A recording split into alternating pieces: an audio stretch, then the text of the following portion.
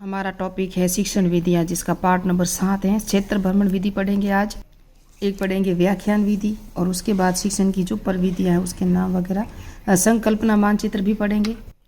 उसके बाद हमारी तीसरी यूनिट स्टार्ट होगी, शिक्षण अधिगम सहायक सामग्री या अनुदेशनात्मक सहायक सामग्री, जिसके अंदर शिक्षक के लिए जो भी होगा, बच्चों के लिए क्या क्या है, कोठारी ने क्या कहा।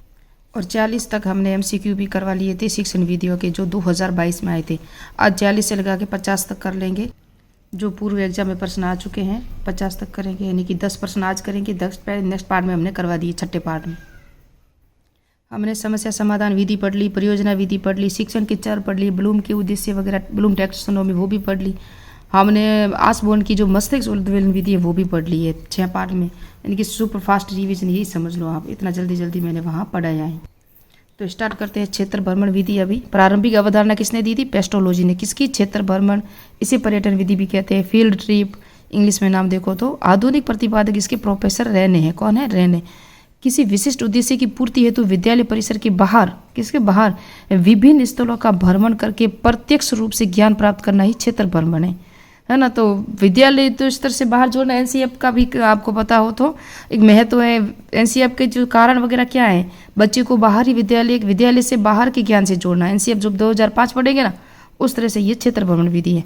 इस विधि का प्रयोग भूगोल व ऐतिहासिक विषयों के अध्ययन के लिए किया जाता है। क्षेत्र भ्रमण के उद्देश्य विषय के प्रति रुचि विकसित करने के लिए, प्रत्यक्ष अनुभव द्वारा ज्ञान प्रदान करने के लिए, और निरीक्षण क्षमता का विकास करने के लिए, ये इनकी क्या है? उद्देश्य है। अनौपचारिक तरीकों द्वारा ज्ञान प्राप्त प्रदान करना, ये 4 इसके उद्देश्य हैं।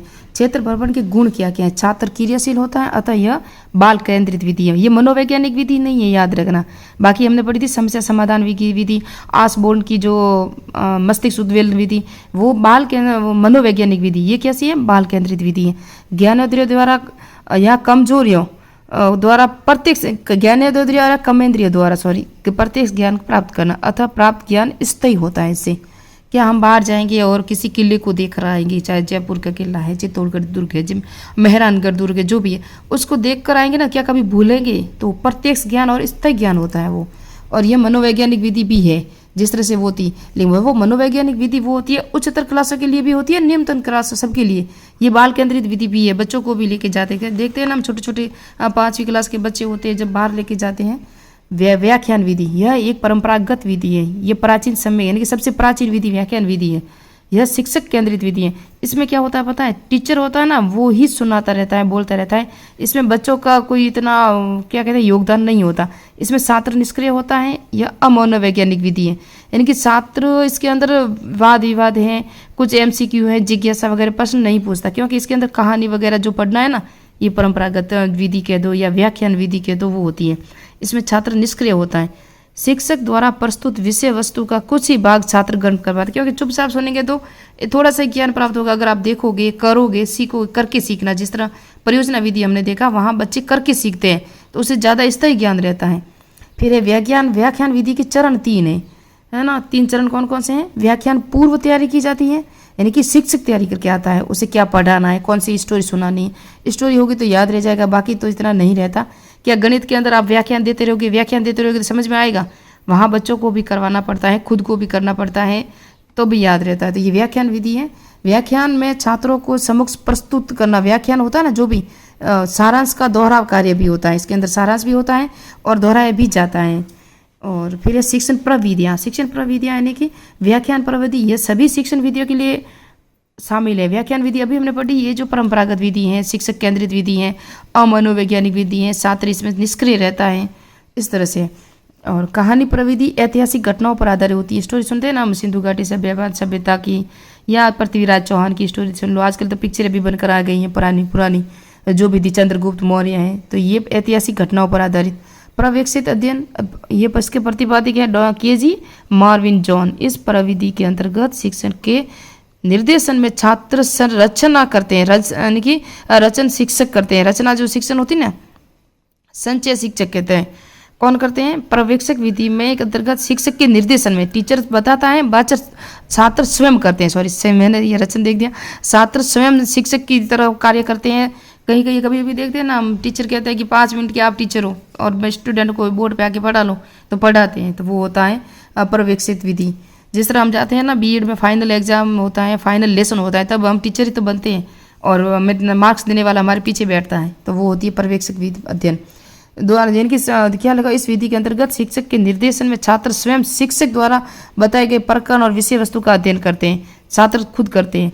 यह प्रविधि छात्रों के स्वाध्याय में की आदत विकसित करती है, बच्चों की सीखने की आदत इसके अंदर पड़ती है बच्चों की। संकल्पना और मानचित्रण क्या है, तो संकल्पना मानचित्रण प्रतिपादक कौन है इसके, जोसेफ डी नोवाक है। किसी अवधारणा को स्पष्ट करने के लिए ज्यामिति, आकृतियों व रेखा चित्रों, याद रखना संकल्पना मानचित्र वो होता है कॉन्सेप्ट मेकिंग, आप क्या बना रहे हो, तो जोसेफ डी नोवाक। और किसी अवधारणा को स्पष्ट करने के लिए ज्यामिति, आकृतियाँ और रेखा चित्रों के माध्यम से बच्चों को पढ़ाना, वो क्या होती है, संकल्पना मानचित्र जो बच्चों में होता है, और जो शिक्षक होता है वो बच्चों को सिखाता है। अब हम पढ़ेंगे शिक्षण अधिगम सहायक सामग्रियाँ, अनुदेशात्मक सामग्रियाँ, टीचिंग लर्निंग जैसे होते हैं ना जो टूल्स वगैरह, मेथड वगैरह। शिक्षण सहायक सामग्री, कक्षा शिक्षण के दौरान शिक्षक द्वारा प्रयोग में ली गई वह सभी सामग्रियाँ जो शिक्षक की उद्देश्य की पूर्ति व छात्र के अधिगम आवश्यकता की पूर्ति करने में सहायक हो, वो शिक्षण सामग्री कहलाते हैं। टीचर पढ़ाने आया, उसको आ रहा हो, उसके लिए जो उपयोगी हो। बच्चे जब आए हैं क्लास में, उसको कौन सा टॉपिक सीखना है, क्या पढ़ाना है, अधिगम के लिए क्या सहायक है, इन दोनों को मिला के क्या कहलाती है, शिक्षण सहायक सामग्रियाँ। और अब हम देखेंगे इसका जो महत्व क्या है, शिक्षक के लिए क्या क्या जरूरत है, उद्देश्य की पूर्ति में सहायक विषय वस्तु को सरल, स्पष्ट, रुचिकर व बोधगम्य रूप से प्रस्तुत करना, ये टीचर के लिए उपयोगी होता है। और छात्र के लिए क्या, जो कमजोर छात्र होते हैं, सूक्ष्म अवधारणा को स्थूल रूप से समझ सके। छोटी छोटी चीज़ें होती है लेकिन उनको समझ में नहीं आती, फिर उनको समझाना पड़ता है, तो वो कौन करता है, टीचर करता है। प्रतिभाशाली छात्र है ना, उसके ज्ञान की अधिक गहन से प्राप्त करे ज्ञान को, और चिंतन में गतिशीलता विकसित हो, इसलिए ये छात्रों के लिए और ये टीचर के लिए जरूरी है। जो महत्व है, कारण है, कोठारी आयोग 1964-66 में भारत में शिक्षण सहायक सामग्री शैक्षिक क्रांति ला पाने में सक्षम रही। ये कौन कह रहा है, कोठारी आयोग 1964 और 66 में आए थे। शिक्षण सहायक सामग्रियों का वर्गीकरण इंद्रियों के आधार पर, फिर हम देखेंगे प्रक्षेपण के आधार पर, अप्रक्षेपी सामग्री तकनीकी के आधार पर, और कठोर उपागम, मध्यम उपागम, फिर एनसीईआरटी के अनुसार नेक्स्ट में पढ़ेंगे, अभी पहले ये पढ़ लेते हैं। इंद्रियों के आधार पर जो हम खुद करते हैं हमारे शरीर द्वारा, श्रव्य दृश्य सामग्री द्वारा, तो श्रव्य सामग्री रेडियो, टेप रिकॉर्डर, ग्रामोफोन, लिंगवाफोन है। दृश्य सामग्री चार्ट, श्यामपट, बुलेटिन बोर्ड, ये क्या है, दृश्य सामग्री। दृश्य, श्रव्य, दृश्य दोनों सामग्री कौन सी, टीवी और मोबाइल, ये दोनों है। प्रक्षेपण के आधार पर यह प्रोजेक्टर, स्लाइड, पारदर्शिता आदि क्या है, प्रक्षेपी सामग्री है। अप्रक्षेपी सामग्री चार्ट, मॉडल, रेडियो, टीवी, ये सब अप्रक्षेपी है, जिसे हम देख भी सकते हैं, जैसे कि रेडियो को सुन सकते हैं तो टीवी को देख भी सकते हैं, सुन भी सकते हैं, तो ये अप्रक्षेपी सामग्री में आती है। तकनीक के आधार पर सॉफ्टवेयर, जिसे मर्दुल उपागम या विद्या कहते हैं, शिक्षक अपनी आवश्यकता निर्मित कर सकता है तथा उपयोग कर सकता है, जैसे चार्ट, मॉडल, मानचित्र, नोट्स, ये सभी क्या है, सॉफ्टवेयर है, जिसको हम देख सकते हैं लेकिन छू नहीं सकते। हार्डवेयर कठोर उपागम है और माध्यम भी कहा जाता है इनको, इसमें शिक्षक आवश्यकता अनुसार प्रयोग नहीं कर सकता, जैसे रेडियो, टीवी, इनको हम देख भी सकते हैं, छू भी सकते हैं, स्पष्ट करना उसे कहते हैं हार्डवेयर। ये दो है तकनीक के आधार पर। फिर एनसीईआरटी के आधार पर, एनसीईआरटी के आधार पर ग्राफिक सामग्री, प्रदर्शन सामग्री, त्रिआयामी सामग्री, श्रव्य सामग्री, प्रक्षेपी सामग्री, प्रक्रिया सामग्री। तो ग्राफिक सामग्री चित्रात्मक आकृतियाँ जैसे कार्टून, कॉमिक्स, ये क्या है, ग्राफिक सामग्री। एनसीईआरटी ने 6 प्रकार बताए हैं शिक्षण के। और प्रदर्शन सामग्री चार्ट, मॉडल, चित्र, मानचित्र, जब हम कक्षा में जाते हैं, भूगोल पढ़ते हैं तो वहाँ हमको मॉडल है, मानचित्र है द्वारा पढ़ाया जाता है, तभी समझ में आएगी भूगोल, आपको नहीं तो नहीं आएगी। त्रिआयामी सामग्री 3D मॉडल, वास्तविक पदार्थ, ये प्रयोगशाला वगैरह होते हैं। श्रव्य सामग्री रेडियो, प्रक्षेपी सामग्री प्रोजेक्टर, प्रक्रिया सामग्री गतिविधि आधार पर, प्रत्यक्ष अनुभव आधारित, कठपुतली, नाटक, झांकी, जिस तरह हमने परियोजना विधि देखा ना, जिस तरह करके सीखना, क्षेत्र भ्रमण विधि, ये सभी किसके अंदर आएगी, प्रक्रिया सामग्री के अंदर आएगी। और शिक्षण अधिगम सामग्रियों की सापेक्षिक प्रभावशीलता का सिद्धांत प्रतिपादक एडगर डेल ने दिया था, और ये ओहियो यूनिवर्सिटी से थे। बुक थी इसकी थी audio visual method in teaching, किसकी पुस्तक है, एडगर डेल, वेरी इंपॉर्टेंट है, इनकी पुस्तक आती ही है। इसका जो प्रस्तुतिकरण है ना, ये एडगर डेल का अनुभव शंकु है। प्रस्तुतिकरण आएगा, फिर आएगा प्रदर्शन सामग्री, फिर प्रक्षेपण, फिर प्रक्रिया सामग्री। यहाँ से हम देखेंगे तो देखो केवल शब्द यानी कि लिखित, मौखिक, गुरुमुख वाणी, ये सब होता है पहले में। फिर होता है प्रदर्शन सामग्री में क्या, ये किस में होता है, प्रस्तुति की सामग्री में। ये होता है चित्र, चार्ट, मानचित्र, बोर्ड। प्रक्षेपण सामग्री में प्रोजेक्ट, स्लाइड होता है। प्रक्रिया सामग्री में प्रत्यक्ष अनुभव, गतिविधि आधारित सामग्री, कठपुतली, क्षेत्र भ्रमण, नाटक, वृत्त चित्र। यह अनुभव शंकु किसने बनाया था, एडगर डेल ने बताया था। और अनुभव शंकु में शीर्ष से आधार की ओर पढ़ने पर प्रभावशीलता बढ़ती, यानी कि इधर से नीचे जाएंगे ना तभी प्रभावशीलता बढ़ेगी। किस तरह से, देखो शीर्ष पर है क्या है, आधार है, अमूर्त चिंतन, शीर्ष से अमूर्त, अमूर्त से मूर्त, सूक्ष्म से स्थूल और सामान्य से विशिष्ट, ये इनके क्या है, सूत्र है। किसके, अब एडगर डेल की जो भी विधियाँ है ना, अरे सॉरी ये जो बता रहे हैं ना, इसके आधार पर शीर्ष आएगा फिर आधार आएगा, यानी कि पहले शीर्ष फिर आधार आएगा, फिर अमूर्त देखेंगे फिर मूर्त ज्ञान होगा, सूक्ष्म छोटा देखेंगे फिर सूक्ष्म फिर स्थूल, स्थूल यानी बड़ा, सूक्ष्म यानी छोटा, और सामान्य और से विशिष्ट, पहले छोटे से देखेंगे फिर विशिष्ट यानी बड़ा देखेंगे, यानी कि यह सब बड़ी चीज़ें पहले देखेंगे। उदाहरण से नियम की तरफ देखोगे तो यही आएगी विधि। महत्वपूर्ण शिक्षण अधिगम सामग्रियाँ क्या क्या है तो उसको पढ़ेंगे नेक्स्ट पार्ट में। पहले एमसीक्यू कर लेते हैं हम। 40 तक तो हमने नेक्स्ट पार्ट में कर लिए थे, यानी कि 131 से लगा के 50 तक प्रश्न है जो आए हैं किसके, सामाजिक विज्ञान की जो शिक्षण विधियाँ, इनसे आता है, सेकंड पेपर में आता है। इकाई योजना किस मनोविज्ञान पर आधारित है तो ये गेस्टाल्टवाद है। और फिर है गेस्टाल्टवाद सिद्धांत के अनुसार किसी भी चीज़ को संपूर्ण हिस्सा उसके हिस्सों में बड़ा होता है, अर्थात भागों को अलग अलग विश्लेषण से संपूर्ण की विशेषताएं नहीं निकाली जाती है, यानी कि एक साथ संपूर्ण को एक ही नज़र में देखा जाता है। संपूर्ण से वो लिखा ना, उसके जो गेस्टाल्टवाद जो लेव वाइगोत्स्की ने सिद्धांत दिया था, उन्होंने सामाजिक सांस्कृतिक सिद्धांत भी दिया था, वेरी इंपॉर्टेंट है। जब हम पढ़ेंगे साइकोलॉजी तो उसके अंदर आएगा ये। किसने कहा, गेस्टाल्टवाद जो सिद्धांत है ना, वो छोटे छोटे टुकड़ों को देखिए, समग्र की विशेषताएं नहीं निकाली जा सकती, अलग अलग विश्लेषण से समग्र की विशेषताएं नहीं निकाली जाती, छोटे छोटे टुकड़ों को नहीं करके सबको मिला के एक ही नज़र में देखा जाता है, संपूर्ण आकार कहते हैं उसे। तो इस तरह से ऐसी उनकी विशेषता थी गेस्टाल्टवाद जो लेव वाइगोत्स्की ने दी थी। अब 42वां प्रश्न हम देखेंगे वो साइकोलॉजी में है। किसने कहा, पाठ्यक्रम कलाकार और के आत्मिक व्यवसाधन है जिससे वो पदार्थ को अपने आदर्श के अनुरूप अपने स्टूडियो में बाल डाल सके, वो कनिगम ने कहा था, कलाकार कनिगम ऐसे ट्रिक बना ले। निम्नलिखित में से कौन सा वस्तुनिष्ठ परीक्षण का लाभ नहीं है तो इसके अंदर है उत्तर के चयन के में अनुमान संभव, ये नहीं है, बाकी सभी है।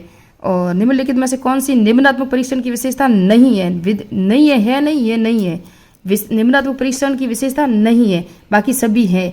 तो उस भाषा शैली और लेखन को जानने के लिए उपयोगी होता है, क्योंकि बड़ा प्रश्न होता है उसके अंदर उत्तर भी बड़ा होता है, तो हम अपनी भाषा शैली को भी लिख सकते हैं, हम अपने विचारों को भी लिखते हैं, अभिव्यक्ति कौशल को भी जानने के लिए उपयोगी होती है, रचनात्मक विचारों को जानने के लिए भी उपयोगी। लेकिन मूल्यांकन में वस्तुनिष्ठता संभव ये नहीं है, ये गलत है, 4 नंबर राइट गलत है।